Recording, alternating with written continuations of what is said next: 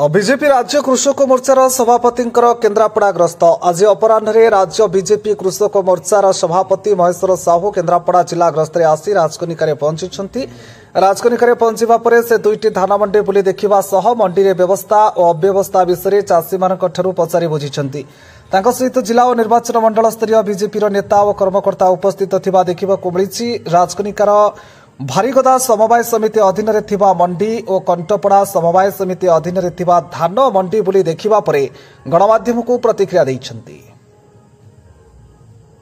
Bureau report तुलसी क्षेत्र news.